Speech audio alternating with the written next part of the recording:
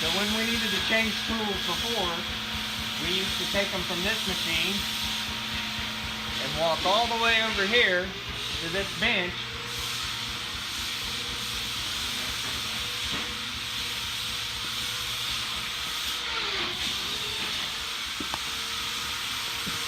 And we had 3 separate tool changers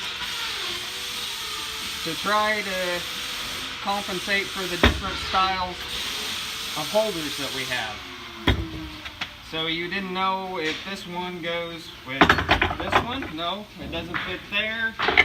Oh, does it fit here? Yes. This one goes to that one, and this one doesn't fit here. Oh, that one. Oh, that one goes there. So now our new setup, this holder works for every tool we have. It's on this style, works on this style.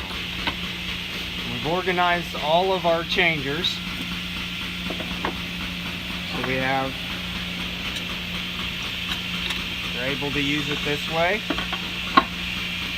We're able to have a torque right there, and we have our cheater right there. And then we've also pre-drilled holes for all of our tools so that we don't drop anything, even our large tools.